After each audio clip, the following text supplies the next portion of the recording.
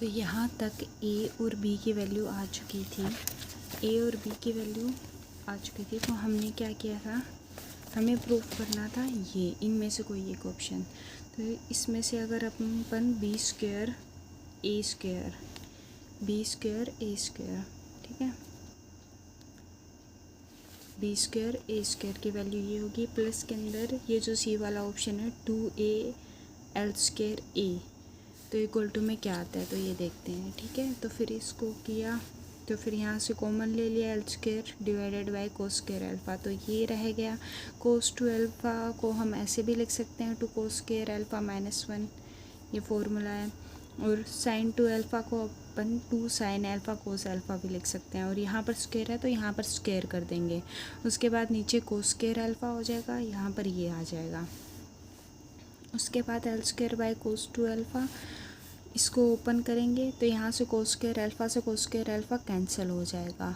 और उसके बाद यहाँ पर बचेगा 4 साइन स्क्वायर अल्फ़ा प्लस के अंदर 2 कोस स्क्वायर अल्फ़ा -1। इसको जब सोल्व करेंगे तो 2 साइन स्क्वायर अल्फ़ा और प्लस के अंदर 2 कोस स्क्वायर अल्फ़ा, तो हो जाएगा कोस square alpha plus sine square alpha 1। और यहाँ से 2 से मल्टीप्लाई करके यहाँ पर आ जाएगा 2, बचेगा यहाँ पर 2 साइन स्क्वायर अल्फ़ा। ठीक है, sine square theta plus cos square theta equal to में 1 होता है, वो वाली प्रॉपर्टी यूज़ की है इसके अंदर। फिर यहाँ पर आ जाएगा, इसको सोल्व करेंगे तो यहाँ पर प्लस का 1। उसके बाद साइन स्क्वायर अल्फ़ा को हम कोस स्क्वायर अल्फ़ा -1 भी लिख सकते हैं, 2 से मल्टीप्लाई होकर ऐसा दिखेगा। फिर उसके बाद में आ जाएगा L square by cos two alpha, 2 cos square alpha -1। ये वही फॉर्मूला है जो हमने यहाँ पर कोस टू अल्फ़ा को ओपन किया था, तब आया था 2 कोस स्क्वायर अल्फ़ा -1। और यहाँ पर वापस से 2 कोस स्क्वायर अल्फ़ा -1 आया है, तो उसको हम कोस टू अल्फ़ा लिख सकते हैं। तो यहाँ से कोस टू अल्फ़ा से कोस टू अल्फ़ा कैंसिल हो जाएगा, बचेगा एल स्क्वायर। अपने को प्रूफ क्या करना था कि इस चीज़ को अपन लेके चलते हैं तो एल स्क्वायर आता है, तो यहाँ से सी वाला ऑप्शन करेक्ट हो जाएगा। यहाँ पर अगर सीधा ए होता तब भी नहीं होता, अगर सीधा ए होता तब भी नहीं होता, यहाँ पर माइनस होता तब भी नहीं होता, तो ये एक ही ऑप्शन करेक्ट है। ठीक है,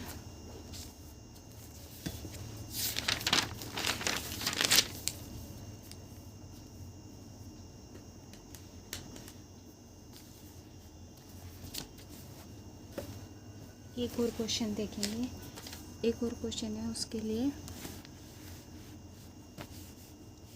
लाइन दी हुई है, एक लाइन दी हुई है, L by r equal to में a cos theta plus b sine theta. ये कह रहे हैं sine theta will touch the conic, L by r equal to में 1 प्लस ई कोस थीटा। तो फिर ये ऑप्शंस दिए हुए हैं हमें कुछ 4।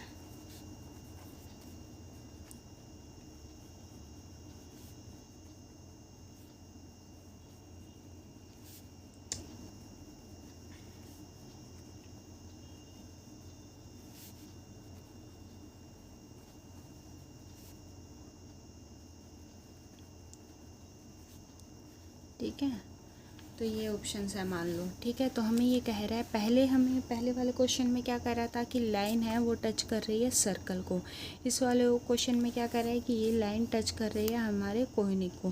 पहले हमें सर्कल को टच कर रही है, तो हमने कौन सी पोलर कोऑर्डिनेट्स के अंदर हमें जो सर्कल की टेंजेंट लाइन की इक्वेशन थी वो हमने यूज़ की थी। अब ये कह रहे हैं कि कोनिक को टच कर रही है, तो जो हमने कोनिक के लिए जो टेंजेंट लाइन की इक्वेशन निकाली थी वो यूज़ करेंगे।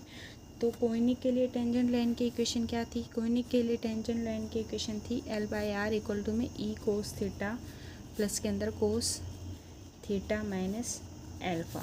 ठीक है, एल्फ़ा मतलब वो जिस पॉइंट पर अपन टेंजेंट, ये कोनिक है तो अगर ये पॉइंट है P पॉइंट पर, तो इसका जो वेक्टोरियल एंगल था वो अल्फ़ा था, तो ये फोकस से जो वो वाला एंगल है अल्फ़ा। ठीक है, तो ये अपने पास ये वाला कोनिक की इक्वेशन है और ये उसकी टेंजेंट लाइन की इक्वेशन है। ठीक है, टेंजेंट लाइन की इक्वेशन उसकी ये होती है अगर कोनिक अपने पास ये है। तो अब हमें ये कह रहा है कि ये वाली लाइन है ये टच कर रही है कोनिक को, यानी कि ये टेंजेंट लाइन हुई। तो यानी कि इसको और इसको अपन कंपेयर कर सकते हैं क्योंकि दोनों टेंजेंट लाइन है, ये तो जनरल इक्वेशन है टेंजेंट लाइन की। ठीक है, तो फिर इसको पहले तो ओपन करते हैं। कंपेयर करने के लिए हमारे पास कोस थीटा साइन थीटा वाली टर्म होनी चाहिए इसके अंदर।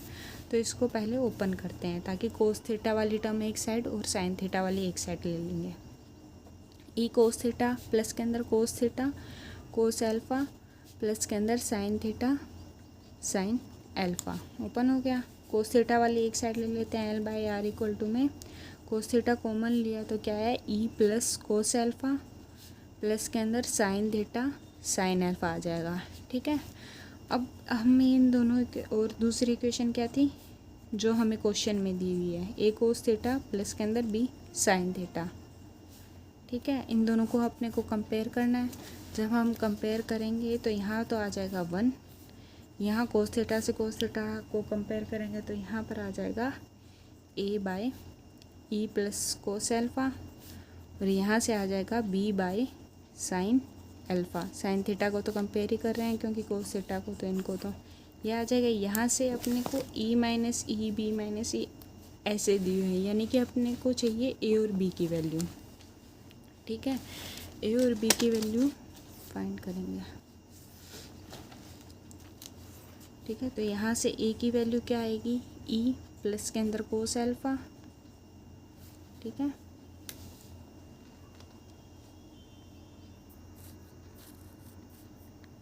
ई प्लस के अंदर कोस एल्फ़ा आएगी और बी की वैल्यू क्या आएगी साइन एल्फ़ा।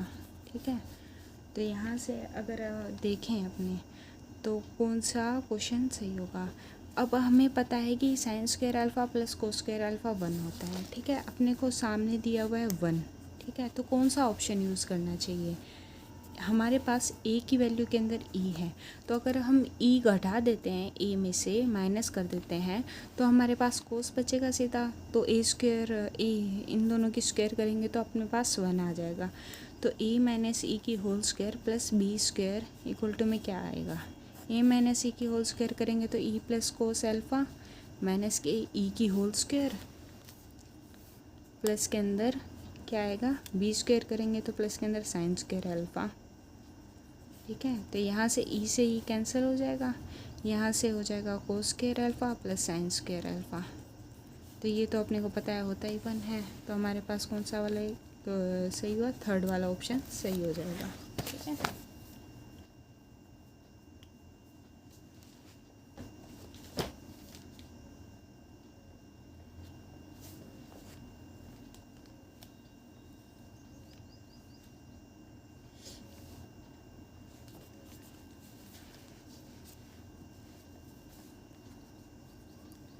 अब मान लो ये क्वेश्चन दे दी। अब कि अपने को एक स्ट्रेट लाइन दी है, स्ट्रेट लाइन क्या दी है L by r equal to में ए कोस थीटा प्लस के अंदर बी साइन थीटा। ठीक है, ये स्ट्रेट लाइन दी है और ये कह रहे हैं कि may be tangent to the conic. ठीक है, कोनिक की क्या इक्वेशन थी L by r equal to में 1 plus e cos theta minus alpha. अब अपने को पता है कि सीधे जब हम कोनिक की इक्वेशन लेते हैं तो वो तो होती है L by r 1 plus e cos theta. यहाँ पर अपने को दिया है थीटा माइनस गामा, यानी कि जो कोनिक है वो है यहाँ पर अल्फ़ा एंगल रोटेट हुआ है, उसी कोऑर्डिनेट के अंदर अल्फ़ा एंगल रोटेट हुआ है। ये है, ये हमारा कोनिक है, ऐसे है। यहाँ से हम देखते हैं तो ये है यहाँ का अल्फ़ा एंगल रोटेट हुआ है, सीधा कोनिक नहीं है अपने पास। ऐसे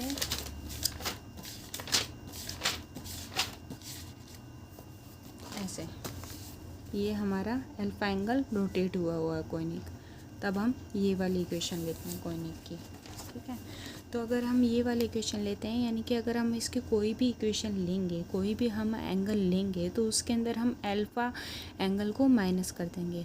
थीटा ले रहे हैं तो थीटा माइनस अल्फ़ा ले लेंगे, बीटा ले रहे हैं तो बीटा माइनस अल्फ़ा हो जाएगा, सब के अंदर माइनस हो जाएगा। ठीक है, तो हमें टेंजेंट टू दी कोनिक ये वाली इक्वेशन, तो हमें कोनिक की टेंजेंट की इक्वेशन लिखनी है, फिर इसको इससे कंपेयर करना है क्योंकि ये टेंजेंट की इक्वेशन बता रहा है। तो इसके लिए हमारी कोनिक की टेंजेंट की इक्वेशन क्या होगी, वो होगी L by r equal to में ई कोस थीटा प्लस इस कोनिक के लिए जो इक्वेशन होती है वो होती है प्लस के अंदर ई कोस थीटा प्लस के अंदर कोस थीटा माइनस थीटा माइनस, मान लो ये वाला अल्फा एंगल यहाँ ले लिया तो हम यहाँ पर कुछ और ले लेते हैं, बीटा ले लेते हैं, ठीक है। इसको होने के लिए ये होती है। अब अगर इस ये अल्फा एंगल रोटेट हो गया तो क्या होगी अपने पास टेंजेंट की equation L by r equal to में e cos theta minus alpha हो जाएगा, प्लस के अंदर कोस यहाँ पर थीटा माइनस अल्फा, माइनस के अंदर बीटा माइनस अल्फा, ये हो जाएगा, ठीक है। ये हो जाएगा e cos theta minus alpha plus के अंदर कोस थीटा माइनस बीटा हो जाएगा।